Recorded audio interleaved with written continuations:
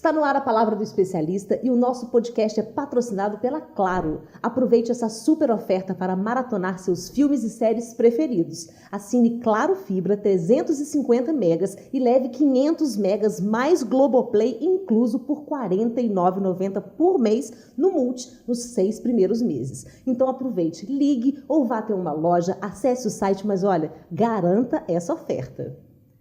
No episódio de hoje, nós temos a honra de receber as advogadas especialistas, as doutoras Thalita Abreu e Larissa Rodrigues, fundadoras do escritório Rodrigues e Abreu Advocacia. Com quase 12 anos de experiência no campo jurídico, a doutora Thalita traz uma especialização notável em direito médico e de saúde. E ao seu lado, a doutora Larissa Rodrigues, que lidera setores de direito empresarial e tributário. Meninas, sejam bem-vindas. Muito obrigada. Prazer receber vocês aqui. Prazer é nosso. Prazer é nosso estar aqui. Obrigada pelo convite. Obrigada a vocês. Bom, hoje a gente vai conversar sobre um tema quente, né? Que é o direito na área da saúde, na área médica. Então, eu gostaria de que vocês começassem se apresentando um pouco, falando um pouquinho das suas experiências e depois a gente parte para cada especificidade deste tema. Bom, como você falou, eu já tenho 12 anos de formação e quando eu comecei, logo depois que eu saí da faculdade, o meu foco não era advocacia, eu passei um tempo estudando para concurso, eu queria ser magistrada, eu acho a carreira de juiz muito bonita, mas com o tempo eu fui cada vez mais me aproximando da advocacia, fui descobrindo essa área do direito que a princípio eu não era tão interessada e acabei me encontrando, apaixonando. Hoje eu não me vejo sendo outra coisa. E quando eu tive essa mudança, quando eu larguei os estudos para concurso, eu já entrei direto na área do direito à saúde, do direito médico. Eu comecei a atuar exclusivamente nessa área, que é uma área um pouco deixada de lado na faculdade, mas eu comecei atuando nessa área e fui me encantando cada vez mais. O meu esposo, ele é médico, então eu tinha essa questão muito presente dentro de casa. Eu via os dramas dele ali na medicina, que ele não entendia direito, as questões jurídicas, então foi tudo conciliando e hoje em dia eu tenho certeza que esse é o caminho que estava traçado para mim. Muito bom. Eu sou Larissa Rodrigues, né? Sou advogada. Há 5 anos eu venho atuando de frente nas partes empresariais e tributária. Eu era sócia de um escritório, só que tinha uma advocacia multidisciplinar. E quando a Thalita me apresentou, nós somos primas, né? A gente não falou inicialmente, mas nós somos primas. E a gente teve esse diálogo ao longo da nossa trajetória. São 12 anos que eu estou com meu esposo, então tem todo esse tempo. E eu vi ela crescendo ali, tendo notoriedade. Falei, poxa, Thalita, é uma área interessante. Aí, nesse meio tempo também, a minha irmã começou a fazer medicina e ela me questionou de várias questões. Eu falei, então tá o momento de mudar, né? Eu deixei uma sociedade, comecei uma magnífica e a gente está muito feliz nesse nosso novo momento.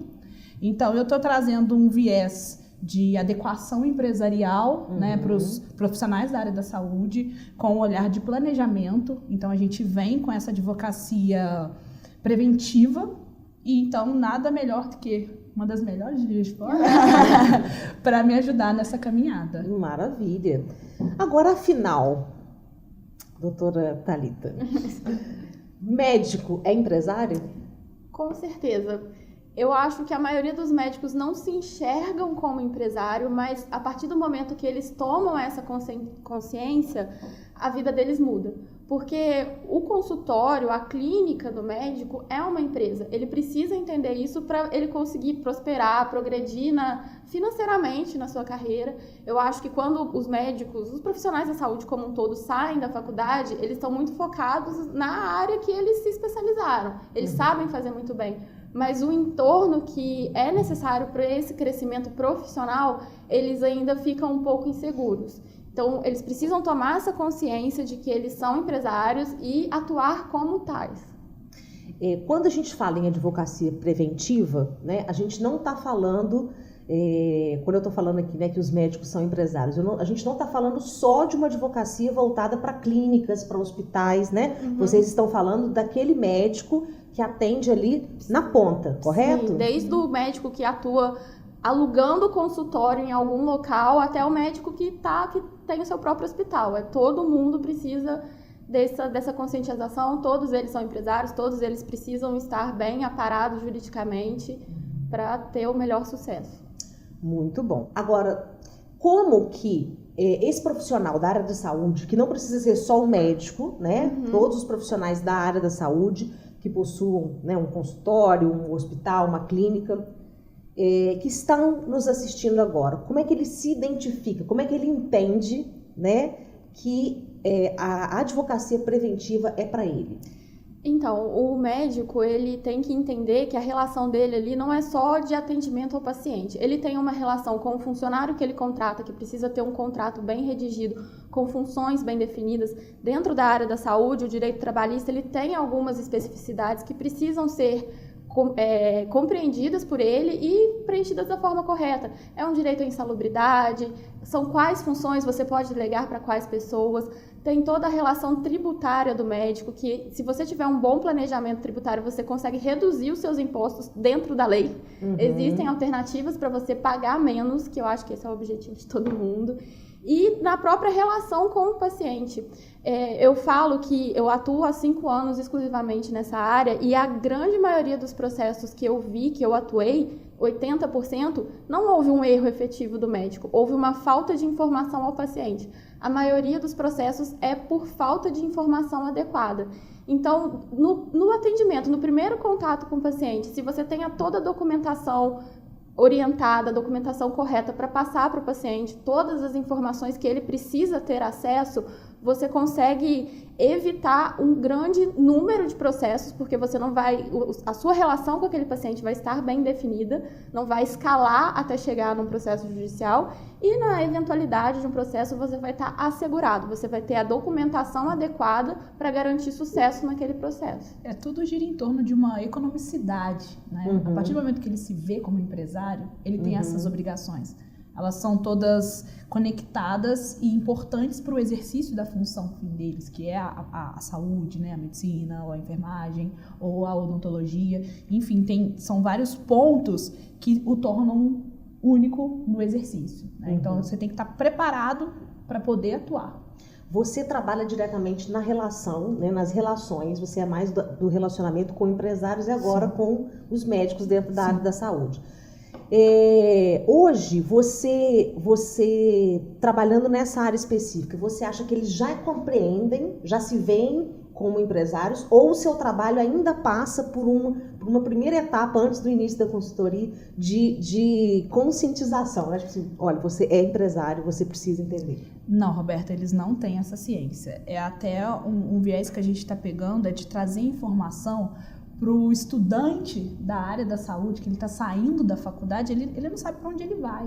Ele não sabe o que ele vai fazer com aquele ganho mensal dele, né? Então, a gente faz palestra, a gente está rodando em alguns locais para trazer essa consciência. Eu gosto de usar essa expressão.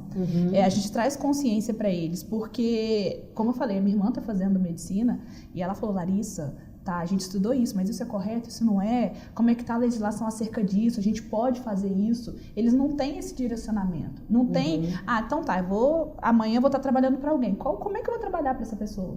Como é que eu vou trabalhar? Qual vai ser a minha forma de prestar esse serviço? Eu preciso abrir uma empresa? Eu não preciso? Então, essa dúvida é uma dúvida grande que eles possuem e que é muito enraizada, porque eu acho que a maioria das pessoas sabem que o estudo na área da saúde ele é muito profundo, ele é muito denso.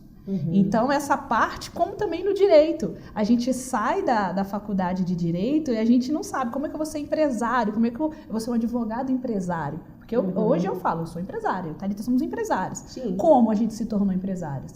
Então, esse é o ponto, isso não é ensinado. Então, a gente quer pegar eles desde o início e trazer eles para exercer a atividade deles em segurança. Porque no início você pode cometer um erro, né? A doutora Thalita falou que não é o maior número de ações sobre a efetividade do exercício. Vou fazer um procedimento correto ou não. Mas, no início, eu tenho que blindar eles, né? Eu tenho que trazer essa consciência e a informação é tudo. A gente também usa uma frase lá no escritório, é a informação certa, dada para o seu paciente, para o seu cliente, da forma correta e no momento oportuno. Porque não adianta você dar uma informação para um paciente depois que você fez a cirurgia. O que adianta? Você cria o lapso para ele ingressar com uma ação. Mas olha, você tirou uma coisa que eu não permiti. E é isso que a gente tem que trazer para eles. Porque eles não têm, muitas das vezes, o profissional da saúde, não, eu tenho conhecimento. Sim, você tem. Mas a gente que está sendo submetido a uma situação, a gente precisa entender o que estamos sendo submetidos. Então, é aí que a gente entra.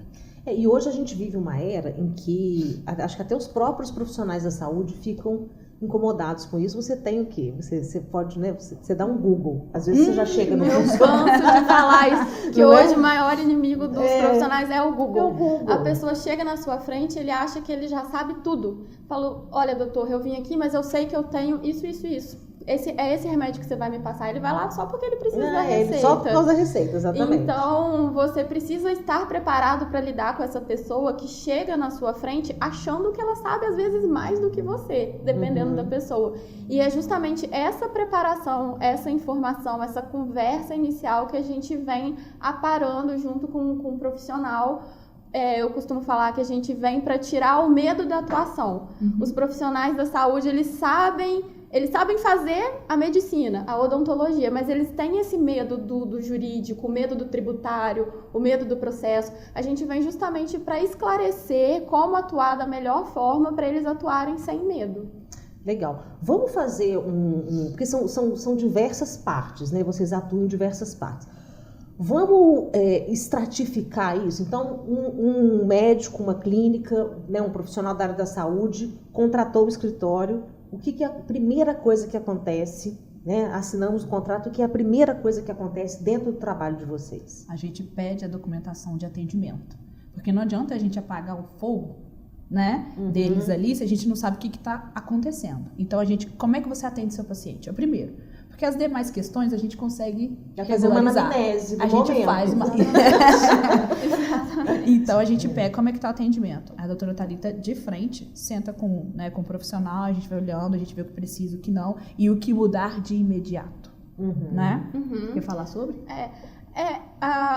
Essa parte do paciente, eu acho que ela é uma parte que a gente atua num primeiro momento, porque é a parte que acredito que possa vir um processo mais rápido, um processo mais custoso. Então, a gente pega essa documentação do paciente, a gente faz a análise se ele tem todas as documentações necessárias, se a documentação está realmente adequada, porque todo mundo acha que é só pegar um modelo na internet e fazer. E o que é uma documentação necessária para o paciente, por exemplo? Para o paciente, basicamente, é claro que existem vários, mas assim, num resumão, dois documentos têm que estar ideais, que é o prontuário e o termo de consentimento. Termo de consentimento livre e esclarecido. O prontuário é onde você vai contar a história do paciente. Basicamente, esse prontuário ele precisa preencher os requisitos da lei, ele precisa estar claro, ele precisa estar completo. Às vezes o médico acha que ele escreveu uma palavra técnica no prontuário, tá ok, tá tudo certo, e não tá. A gente já teve um caso... A gente tem um caso assim, Conta o caso. Vamos contar. Vamos aos fatos do caso. É um processo na área da oftalmologia. O paciente ele foi submetido a uma cirurgia e um dos passos da cirurgia era a aplicação de um remédio. Ele tem um nome técnico, o passo ele tem um nome técnico, mas o que ele significa efetivamente é que o médico aplicou um remédio no olho do paciente. E é essencial para a feitura. Não existe você não dá para fazer sem aplicar não dá para você ter o procedimento sem aplicar o remédio. Certo. E no prontuário ele colocou apenas o nome do procedimento, o nome técnico do procedimento. E alguém entendeu? Porque às vezes não tem isso também, prontuário com letra legível, por isso às vezes a gente até orienta a fazer o prontuário eletrônico, porque aí não tem problema. Mas quando chegou na frente do juiz, o juiz olhou aquele prontuário, ele não viu o nome do remédio, porque o paciente estava questionando justamente isso. Eu paguei o remédio e você não aplicou o remédio em mim. O juiz olhou, não tem escrito o nome do remédio aqui nesse prontuário. O médico... periciou, usou, conseguiu diagnosticar que tinha utilizado. O perito falou, Tinha utilizado. o perito falou, Conseguiu. este procedimento é para usar esse remédio. O perito médico falou. Não, o perito. O perito falou isso, só que na hora que o juiz leu o prontuário, não tem o nome do remédio. Você falou que usou, mas o nome do remédio não tá aqui. Foi condenado porque o nome do remédio não estava lá. Sendo que ele usou, era impossível ele não ter usado. Mas o prontuário não estava completo. É o que eu falei, não houve erro. Não, o médico fez tudo certo, mas a informação não estava certa. No processo, completa. A gente fala, a verdade é o que está documentado. Se não está documentado, não é verdade. Ele acabou levando uma condenação altíssima por uma coisa que ele fez certo. E não tinha como provar que foi usado, gente? Tinha, mas o dever de informação é o que eu falei. Você tem que dar a informação certa, no momento certo, você está fazendo da forma correta. Então, se você faz um procedimento e não traz tudo que foi utilizado, tem um outro exemplo também, é de repercussão nacional, de um paciente que ele tomou repete o nome da... Bezetacil. Ele tomou a Bezetacil numa policlínica, foi atendido, tudo bem, estava com uma crise alérgica, foi embora para casa. Aí ele continuou passando mal, sentindo falta de ar, ele foi para o hospital. Ele morreu de choque anafilático na porta do hospital. Ele era alérgico à Bezetacil. Só que era uma situação que podia ser facilmente revertida pelo médico que atendeu ele no pronto-socorro. No segundo momento. Por quê? Pra olhar se fosse uma alergia, a gente ia dar um antialérgico devido. Se o primeiro médico tivesse anotado no prontuário, dado um papel para o paciente falando, olha, você tomou Bezetacil, você tomou isso aqui. O segundo médico teria visto, Bezetacil pode dar reação alérgica, então eu posso te dar um remédio para evitar a sua... Ele não tinha informação. Então a informação não é só importante para o paciente, mas para as futuras situações que acontecerem com essa pessoa. Não houve o atendimento devido, né, nessa policlínica, ele voltou, ele não tinha nem escrito para ele dar no outro lugar que ele foi atendido o que aconteceu, o que aplicaram nele. E isso, o que eu falo, a informação ela é tão crucial nessa área do direito, porque ela bate de frente com o que a gente... que é o bem maior tutelado no direito, que é a vida. Hoje a gente vive, né, uma dualidade, né, que ao mesmo tempo que a gente tem ali uma medicina onde esse doutor, esse médico, ele é o detentor da informação e do conhecimento, né? E a gente tem, por outro lado, pacientes que vêm tentando se informar, né, mesmo que seja através do inimigo Google, mas as pessoas vêm, né, elas vêm angariando esse conhecimento e elas vêm também entendendo melhor que elas deveriam, né, dos seus direitos. Isso é muito interessante o que você falou, porque isso é justamente a mudança que a gente está vendo na justiça hoje. Porque a gente sempre teve essa relação hierarquizada. O médico sabe tudo, o que eu falar você tem que obedecer porque eu sei. Hoje, não é assim tanto na visão do paciente quanto na visão dos tribunais. Os tribunais estão decidindo nesse sentido. Hoje é uma relação horizontal. O médico sabe, mas ele tem que passar tudo o que ele sabe para o paciente e o paciente tem que consentir com tudo que o médico vai fazer. Então, é isso que é o ponto-chave de virada. A gente fala que não pode existir uma negligência informacional. O paciente ele precisa saber tudo o que vai ser feito, todas as consequências possíveis do que vai ser feito, e o paciente tem que falar, eu quero fazer isso, eu não quero fazer isso. O médico não pode tomar essa decisão pelo paciente. Mas e como é que a gente lida, né? Eu não sei como é que foi esse caso, me intrigou, assim, da pessoa do caso oftalmológico, da pessoa que achou que não houve aplicação, né? Eu vislumbro um pouquinho ali de tentativa de enriquecimento. Um pouco de má fé do paciente. Porque ele sabia, ele fez, ele viu diferente a situação. Mas é no erro que a gente perde. E aí, no caso, por exemplo, polêmico aqui, né? O médico, que ele é o detentor ali da informação, ele vai fazer um procedimento, ele disse para o paciente, você tem que fazer X, Y e Z etapas, né?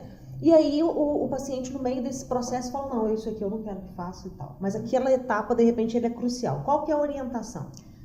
Documentar. O médico vai escrever no prontuário, orientei a fazer X, Y, Z, o paciente se recusou a fazer X.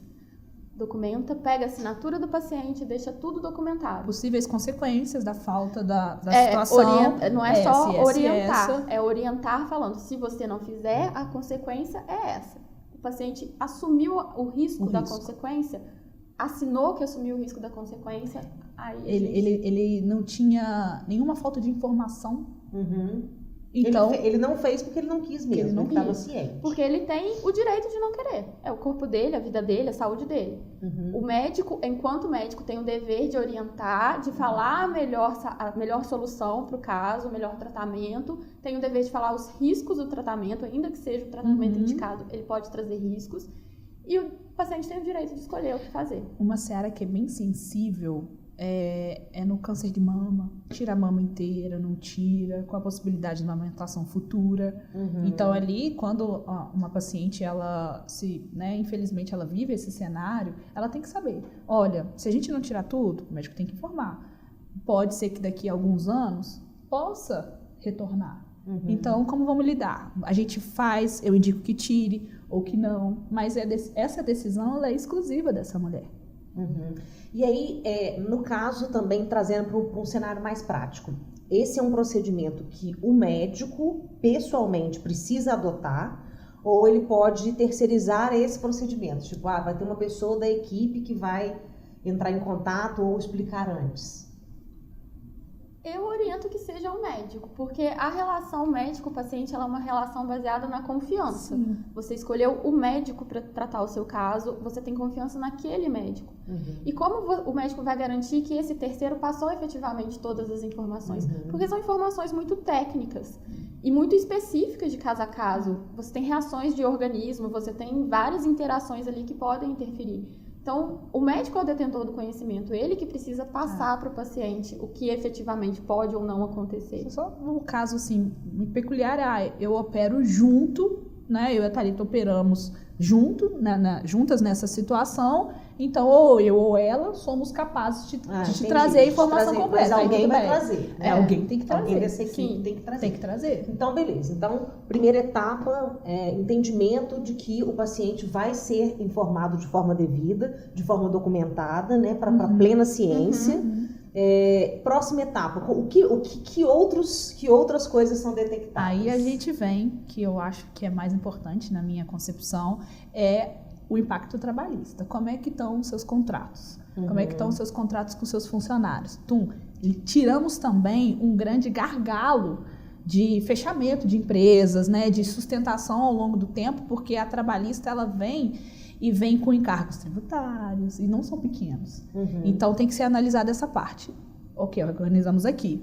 Vamos organizar a questão tributária, empresarial. Como é que está seu acordo com o seu sócio? Porque o seu sócio ali, ele não vai, né, num momento, a gente não espera que ele vá te trazer alguma reclamação. O funcionário pode ser que isso aconteça. Então, a gente vem blindando, mas é mais ou menos simultâneo, vamos dizer assim, porque lá dentro do escritório, cada advogado vai pegar essa área. A gente não deixa um tempo muito grande, porque a gente pode ter que apagar um fogo numa área que está mais, né, mais em voga ali.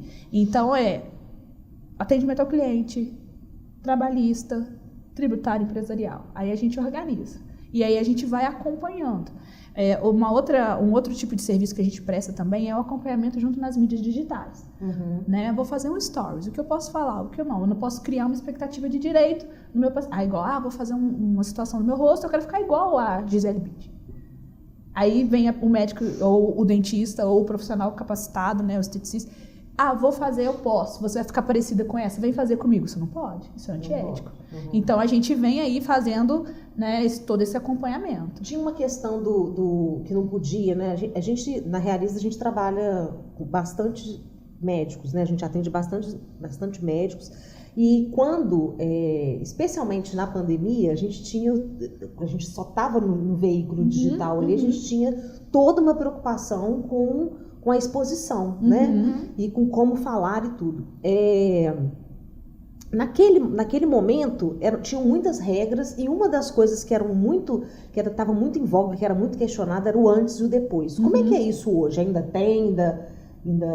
Como é que a gente pode lidar?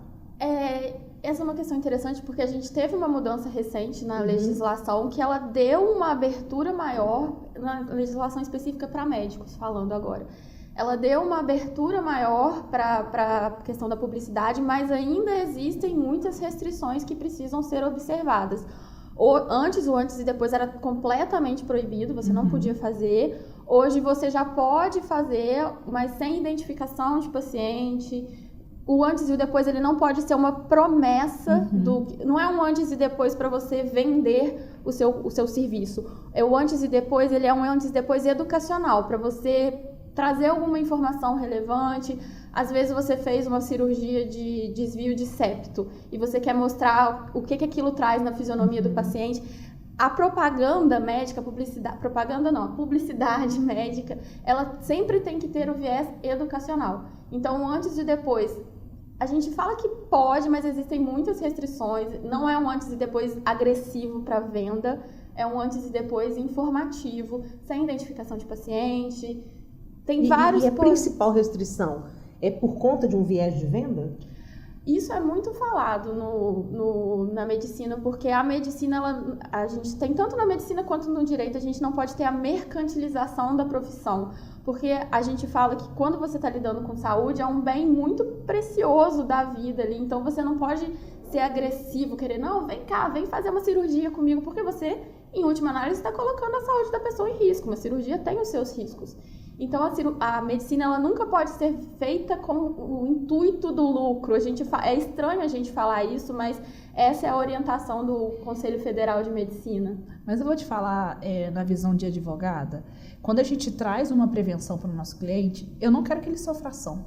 A partir do momento que ele faz isso, ele cria expectativa de direito. Então, acabou. Criou a expectativa, criou um fato para que ocorra uma ação. Então, poxa, você prometeu que ia ficar assim. Né? Você fez um monte de gente, você falou que... Só que cada organismo funciona de uma forma. Então, nós como procuradoras, como advogadas de uma pessoa que trabalha na área da saúde, a gente tem que deixar ele mostrar que é possível, né? Olha, fulano de tal, você consegue fazer, mas a gente não pode esperar que você pareça com a Thalita. Inclusive, nesse antes e depois, essa é uma informação que tem que vir expressa. Que aquilo não é garantia que o seu nariz vai ficar igual, que o seu resultado vai ser o mesmo. Aquilo é a demonstração naquela pessoa, naquele organismo, naquela situação. Você tem que deixar claro que aquilo não vai ser para todo mundo, não é o padrão. A gente tem alguns profissionais da área de saúde que a gente faz esse acompanhamento lá no escritório. E o ponto-chave é, olha, o que isso eu como paciente vou ver? Então a gente segura eles, né, nessa veiculação dessa informação para que ela não infrinja o código de ética primeiramente. Certo. Né? Vocês colocaram muito essa questão como uma questão da venda, né, vamos dizer assim, como uma questão a medicina, ela está ali a serviço da saúde, ela não é uma venda. Mas a gente tem aí dentro da área da saúde, a gente tem a estética, a gente tem, por exemplo, a área de cirurgia plástica. Onde que a cirurgia plástica se enquadra, né? Ela também está sob esse guarda-chuva dessa determinação? Isso, a publicidade ela é muito, muito perigosa, né? Justamente nessas áreas que a gente lida com a estética em si, porque são áreas que você tem um antes e depois para mostrar. Se você é cirurgião cardíaco, você não vai mostrar. Olha esse coraçãozinho, gente. Ou ele correndo depois, hoje ele vai dizer olha aí, ele nem falava. A estética é uma área que a pessoa procura para ficar mais bonita, para se sentir melhor. Então, é uma área que tem esse apelo do antes e o depois. Então, essas são áreas que você precisa ter mais atenção. Hoje você consegue ter uma abertura, você consegue mostrar um pouco mais do seu serviço, mas tem que ser muito bem orientado para você não cair você não extrapolar aquilo que pode ser feito. E hoje as mídias digitais, elas fomentam muito um consumismo. Então, se a pessoa, eu vou fazer um pouco. A gente já viu, eu não sei, né, se a maioria das pessoas viram aquela menina que queria parecer com a Barbie ou com quem. Então, extrapola até questões psicológicas ali. Então, precisa existir um equilíbrio do profissional que está ofertando né, o serviço, porque muitas das vezes a gente não sabe qual é a preparação desse paciente. E tem gente que quer fazer tudo a todo custo, até o custo da saúde. Então, é obrigação tanto nossa também da advocacia, né, quanto dos profissionais da área de saúde ter esse zelo com o que eles fazem, com o que eles ofertam. Porque, igual eu falei, o maior perigo é perder a vida. Claro. E isso tudo impacta. Sim. Agora vocês falaram ali da questão trabalhista, né? Hoje, a gente ainda vive vocês ainda veem muito essa informalidade? Qual que é o maior tipo de problema trabalhista que vocês detectam dentro dos clientes que atendem? Acúmulo de função, né? Eu acho que sim. Porque eu acho que justamente por essa questão do médico não se ver como empresário, ele acaba confundindo o que é o consultório, a clínica dele, com o que é a vida particular. Ele tem uma secretária, paga as contas da minha casa, liga para a escola do meu filho, vê se tá tudo... Busca meu filho! Pode fazer isso? Não sabia. Então eu acho que por ele ter essa confusão ainda dele não enxergar que aquilo que ele tem ali é uma empresa... E aí qual que seria a maneira certa de fazer, pensando no meio econômico, mas também pensando em estar dentro da conformidade? Você tem que ter uma pessoa, é estranho a gente falar uma pessoa para cada coisa, mas eu não consigo colocar, eu tenho 10 funcionários, eu não consigo colocar os 10 para tirar esse lixo tóxico, né? Eu tenho uma pessoa para fazer. Então aqui a Roberta vai tirar o lixo, a Larissa vai atender o paciente, a Thalita vai encaminhar para... Então tem que ser muito bem segmentado. As funções, os CBOs adequados para aquele exercício. Então isso a gente tem que analisar. O que ele faz? Então vou adequar ele. Qual que é o salário que ele vai ganhar? Porque existe diferença. Claro. Então a gente tem que deixar isso tudo muito bem alinhado para que no futuro não tenha uma trabalhista. Né? E vocês tinham comentado aqui nos próprios bastidores, né, que às vezes o profissional ele teme tanto o serviço, né? Tipo assim, eu vou contratar um escritório, vai ser caríssimo, mas que é mais caro se ele sofrer, né, um processo. Uma ação, né, por exemplo, essa que a gente retratou, o que esse médico teve que indenizar ele não faz uma cirurgia, ele faz 20. Era um planejamento de anos de segurança, né? E também de ganho. Quando a gente entra nessa parte tributária, conjuntamente com o contador, a gente economiza. A gente traz retorno para ele. Então, assim, em uma ação, possivelmente, se ele não organizar, ele vai ter outras. Em uma ação, ele tinha sanado. Então, é muito importante. É cerca, assim, de média de 10% do valor investido numa prevenção do que numa ação efetiva. Aí, por exemplo, se entrou com a ação, perdeu. Aonde que vai tirar esse valor para pagar? Dilapida o patrimônio, perde uma situação. Então, assim, se não tiver um planejamento até para pagamentos, não se tiver recursos suficientes, você quebra uma clínica. Essa parte aí a gente entra até um pouco, não sei se a gente entra ou se acaba se confundindo ali, né, se é do processo, numa coisa de gestão mesmo, né? Essa assessoria, essa orientação, você sempre trabalhou com empresários, então você, acredito que tenha, né, você tem esse conhecimento. Você também faz essa orientação? Então, no momento que a gente faz o planejamento, a gente tem um parceiro que faz gestão de clínica, né? Ele até traz bastante cliente pra gente leva para ele também, mas porque a gestão parte do que você vai lançar. Então, né, sobre o planejamento estratégico no crescer. A gente faz a gestão dos riscos. Então, essa é a nossa função, né? Então, a gente, o risco é esse, mas, eu quero crescer, como eu faço, para onde eu vou? A gente orienta, mas eu gosto, eu acho que cada um especialista, você tem que estar no seu quadrado. Então, a gente chama o profissional competente, a gente apresenta para o nosso cliente e fala, olha, ele pode te levar lá. Nesse local que você quer, mas essa noção, né? É uma noção geral, né? Não é uma noção de um compromisso fixo dali, né? Mas você dá o caminho. Vai pra cá, você precisa desse profissional aqui para te ajudar. Como a sua função, né? Você consegue levar eles a locais que não é nosso fazer. E eles conseguem um crescimento X planejado. Então, a gente sempre tem os nossos parceiros para ajudar a levar eles no objetivo. Agora, doutora Thalita, eu queria que você falasse um pouco mais profundamente sobre a questão do tributário, né? Como que o direito preventivo, né, na área da saúde ajuda a solucionar ou a prever questões na área tributária. A questão tributária, especificamente, ela vai atuar tanto na constituição da sua clínica, do seu consultório, que a gente vai analisar o melhor regime tributário para você se enquadrar, pessoa física, pessoa jurídica, é melhor constituir uma sociedade limitada, quanto para os médicos que já têm a sua atividade em andamento. A gente tem vários benefícios fiscais na lei que a gente consegue agir dentro da lei de forma legal para reduzir a quantidade de imposto que paga. Por exemplo, a gente tem a questão da equiparação hospitalar, que a gente consegue reduzir em muito a alíquota do imposto de renda e da contribuição sobre o lucro líquido, da questão de 12% de redução de imposto, e que é uma decisão recente do STJ que a gente está conseguindo ampliar a aplicação dela para várias áreas da medicina, várias áreas de atuação, para otorrino, clínica de radiologia. E existem outras questões também, outros tipos de contratação que você pode fazer que te apresentam deduções de imposto, como você pode contratar um seguro de vida. Sim. Essa parte é um planejamento sucessório.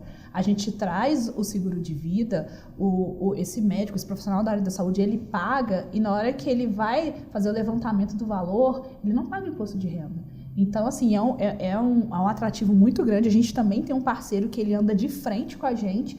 A gente chama ele para reunião, ele explica cada passo do investimento, o que fazer, quanto aportar, né, com essa possibilidade. Existe também seguranças, se hoje eu não consigo mais trabalhar, eu tive sofri alguma situação, a gente tem como indicar para ele seguros de exercício, da profissão. Então, assim, ele tem que ter ciência de todos os impactos, né? Nós também, os profissionais liberais, a gente também precisa ter essa ciência. Então, no planejamento que a gente oferece para os nossos clientes, a gente trata no planejamento sucessório, no planejamento tributário, né? E eles são correlatos, eles andam juntos, mas muitas das vezes os médicos ou os profissionais da área da saúde, eles não têm essa ciência. E vocês têm objeção, muita objeção? Vocês já tiveram um caso em que entraram numa clínica com um médico, ele não queria nem saber, e hoje em dia adora, quer fazer, está totalmente ciente? Tem sim um caso que a gente até ri. Esse cirurgião chama a gente de cirurgiãos da burocracia, porque ele falou que preferia fazer 10, 20 cirurgias do que ter que lidar com essa situação. Com a papelada. Com a papelada. Então, a gente trouxe para ele ciência do que ele estava vivendo, do que ele tinha. Muitas das vezes eles não sabem quanto que ganha, quanto que gasta, quanto que entra, quanto que sai, né? E tem que lidar. O que eu tenho que colocar? Qual é a novidade? A gente entrega, essa assessoria que a gente dá para ele, ela é contínua, ela é fixa. Então, a doutora Thalita viu uma situação, teve uma modificação, a gente já modificou o que ele precisava passar para o cliente. Então, assim, chegou o papel. Então, as cirurgiãs da burocracia estão aí, e ele até brinca quando ele indica a gente, ele fala isso. Falei, para de falar isso pro pessoal. Mas é uma forma que você vê que é uma coisa que ele faz com facilidade, com tranquilidade, e que é muito pesado. E pra gente é o nosso serviço, é o que a gente gosta de fazer. Então a gente traz isso e tira do pensar. Quando você é empresário, você tem que pensar em tudo, eu tenho que pensar na vida da venda, eu tenho que pensar na hora da operação. Então a gente tira essa responsabilidade deles e deixa fazer o que eles sabem fazer. Sim, né? Exatamente. E agora, para a gente ir caminhando para o final, eu queria que a gente explanasse, né, para quem está assistindo, para o médico, empresário da área de saúde, né, não só médicos, mas empresários da área de saúde, dentro da parte de publicidade, né? Quais são os riscos? Quais são os tipos de punição, né, práticas que podem acontecer fazendo uma publicidade de forma indiscriminada? A gente tem a consequência judicial, caso você, de alguma forma, passe para o paciente a ideia de alguma promessa que você não vai conseguir atingir. O paciente pode questionar judicialmente, a gente tem as consequências financeiras daquele caso, mas a gente também tem a consequência administrativa perante o Conselho de Medicina. Você pode sofrer um procedimento administrativo por propaganda irregular, e às vezes as pessoas não entendem a dimensão que essa punição pode tomar. Você pode perder a sua carteira efetivamente e não poder mais trabalhar. Olha a consequência financeira disso. Então, você estar dentro das normas éticas referentes à publicidade, ela vai muito além dessa questão da promessa ao paciente, mas ela vai também na garantia de que você vai poder continuar exercendo sua profissão. Do exercício, mas não é só, essa é uma área muito sensível, a gente tem que trazer, não é só para o médico, todos os profissionais da área da saúde, eles podem perder o exercício, né, da atividade. Então, assim, tem que ter proteção, prevenção e consciência no que vai fazer. E a gente chega nesse momento da consciência, olha, a gente está aqui, estamos juntos, vamos fazer assim pode, porque a medicina fala uma situação, a odontologia fala outra, hoje a fisioterapia pode fazer vários procedimentos que antes eram considerados privativos médicos. E a área da estética estava aí em voga em todos os noticiários, o que veio acontecendo. O caso daquele cara do fenol, né? Fenol. O tamanho do problema que se transformou, né? Foi impedida a utilização do fenol, né? Dizem por aí, a gente não pode afirmar que vai ter o retorno da utilização, porque foi utilizado de forma errada, não foi informado. Então, assim, como fazer, quem pode fazer? Tem profissionais que acham que podem fazer aquele certo procedimento. E a parte da estética, por exemplo, se a esteticista ela é formada, ela tem o curso XYZ, ela pode fazer aquilo. Então, isso tem que ser muito bem observado. A gente também atua, para você ver que é uma área bem restrita, a podologia. A gente tem podólogas conosco e a gente... o que você pode fazer? Porque, querendo ou não, tem um corte, tem uma situação, tem uma informação. Até onde ela pode, né, ajudar ele, se ela não vai ter que indicar para um médico ou ir para, né, algum lugar que possa socorrer se aquilo passar. Então, são questões muito importantes. O atendimento de um dentista, de um podólogo, do médico, ele tem que acompanhar um rito parecido, né? Então é isso que a gente traz a consciência para eles.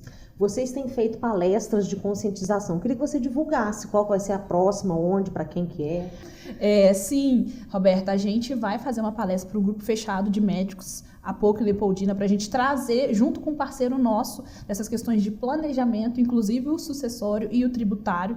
A gente vai trazer conscientização também, obviamente, do atendimento, do pronto, né, doutora?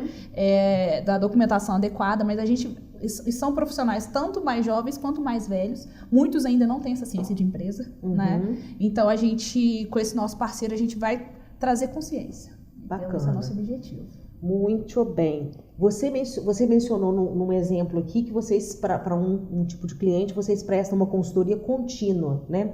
Quais são os tipos de serviço em termos de consultoria preventiva que vocês prestam no escritório? Então, Roberta, essa foi uma pergunta excelente. No escritório, a gente presta assessoria contínua e completa, a gente vai em todas as áreas, né, de necessidade, de reparação, de acompanhamento. A gente presta uma assessoria com foco. Eu estou com um problema tributário, a gente presta assessoria. Eu estou com um problema trabalhista, a gente presta assessoria. Eu estou com um problema documental. Essa a gente sempre tenta trazer ela primeiro, porque essa dá consequência a outras questões. Então, essa assessoria que a gente presta com foco em algumas... Na situação que ele precisa. Ele não precisa fazer a contínua, mas a gente indica que a assessoria primária, básica, atendimento ao cliente e trabalhista, né, contratual ali, ela é a mais importante. Mas tudo vai ser a partir da análise. Ele vem, a gente faz uma consulta, a gente consegue, né, entender qual é a necessidade, qual é o âmbito primário que a gente vai ter que atuar, porque muitas das vezes eu não tenho condição de fazer tudo, então vamos fazer o mais importante. Ela precisa de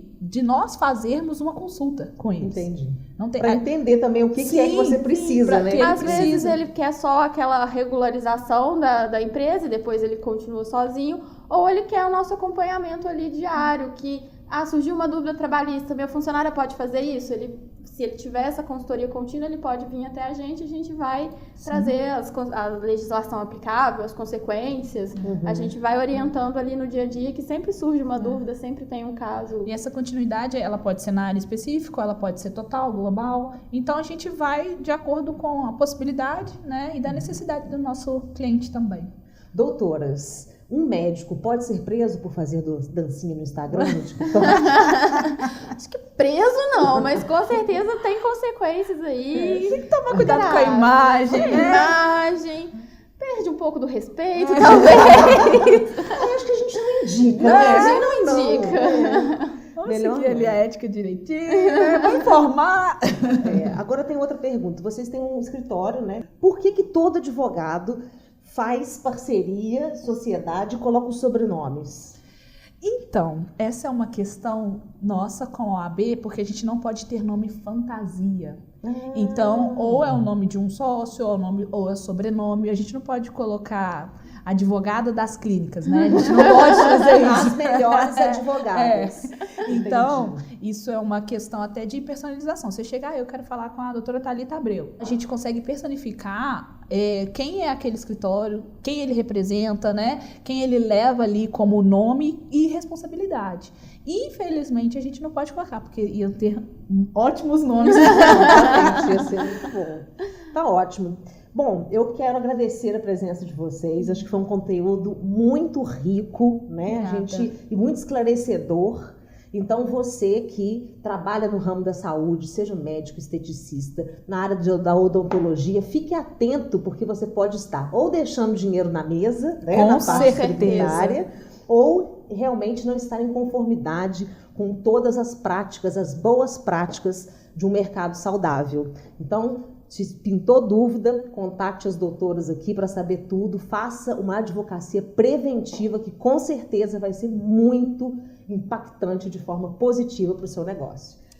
Obrigada, Obrigada, Roberta, por você ter dado esse espaço pra gente trazer um pouquinho de consciência e de conhecimento, né, para os profissionais da área da saúde. Obrigada a vocês e até a próxima. A Palavra do Especialista é o veículo que conecta quem quer falar com quem precisa ouvir, então essa é a sua plataforma. Siga a gente nas redes sociais, em todas as plataformas de streaming e indique, compartilhe com seus amigos. Eu falo sempre isso, gente, com seus inimigos também. Não gostou? Manda para o inimigo. Não tem problema nenhum, a questão toda aqui é a audiência. Eu quero agradecer então a sua audiência e agradecer também aos nossos parceiros, patrocinadores, a Claro, que é a nossa patrocinadora, os nossos apoiadores da Jael. Não sei se vocês sabem, mas olha, o estúdio Jael está maravilhoso, com um andar inteiro ali no centro, no coração da cidade.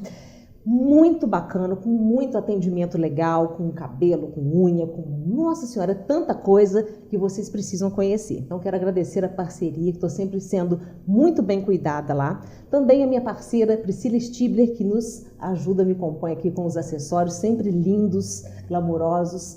E hoje estou vestindo Carlota, também uma roupa muito bacana que eu gosto muito. Então, um grande abraço para esses nossos parceiros e patrocinadores e para você, até mais.